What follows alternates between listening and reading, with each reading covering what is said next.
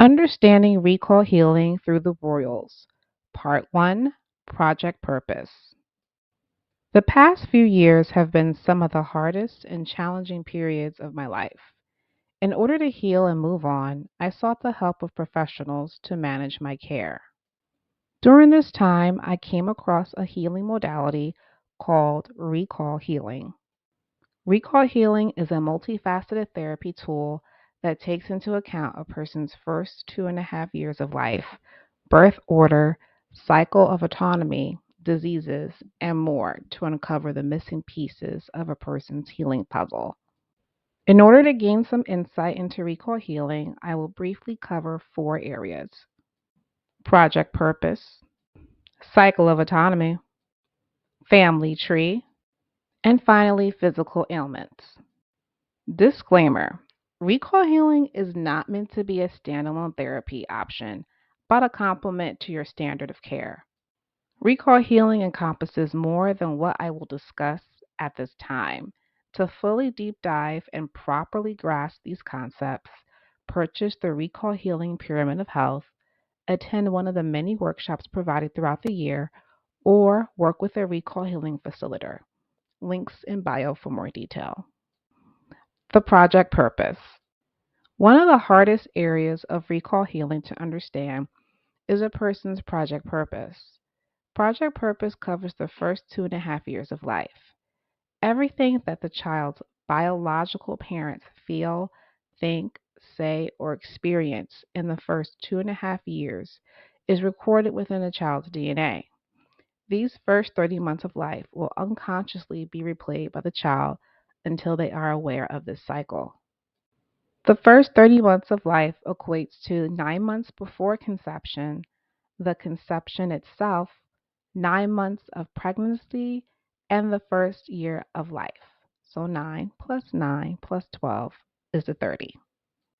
What the child's biological parents were experiencing before, during conception, and 12 months after pregnancy becomes the child's destiny to unconsciously replay. So, to further understand Project Purpose, we'll look into Queen Victoria's first 30 months of life.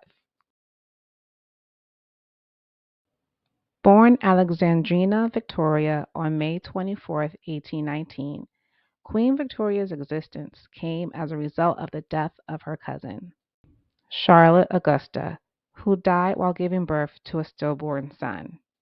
The death of Charlotte and her child created a succession crisis, as there were no legitimate heirs to inherit the British throne.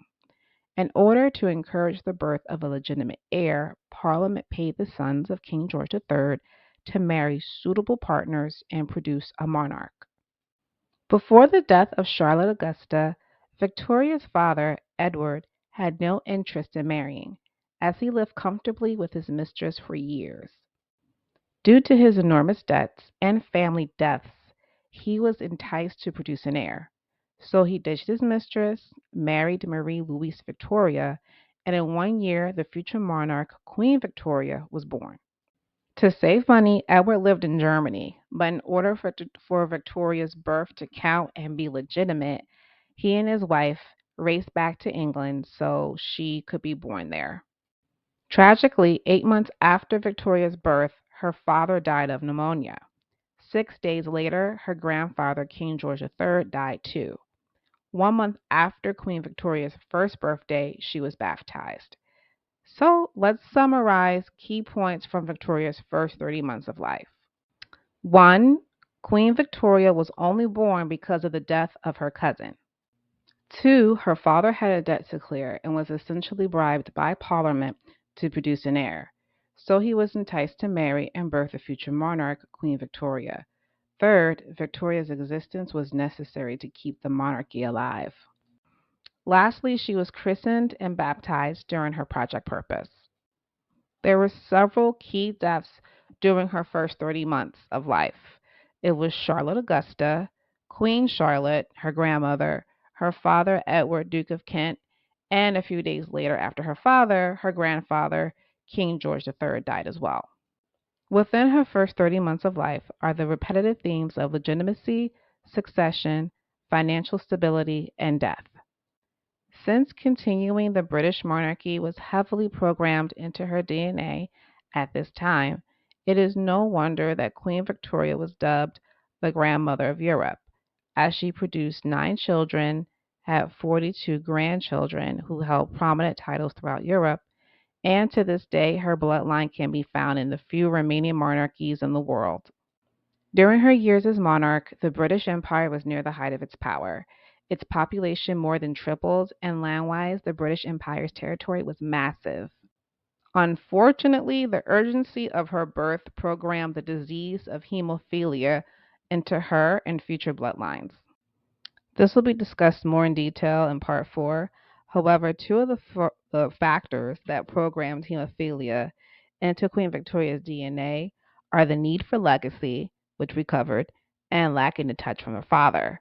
So, just to reiterate, Victoria was born to continue the legacy due to the untimely death of her cousin, Princess Charlotte, and 8 months after Queen Victoria was born, her father, Edward, Duke of Kent, died of pneumonia. During her reign, she also lost key people, most notably her husband Albert, whose death plunged her into a lifelong depression. She was also predeceased by 3 of her children, Alice, Leopold, and Alfred. We'll get into in another video how names can play a part into the unfinished business that you can carry, but her namesake and firstborn child, Empress Victoria, died 7 months after Queen Victoria from breast cancer. To hear more about Queen Victoria's Project Purpose, head over to my podcast, the Intuitive Empath Podcast, and listen with special guest, Dr. Michelle Lamassa Schrader, who is a recall healing expert. Till next time.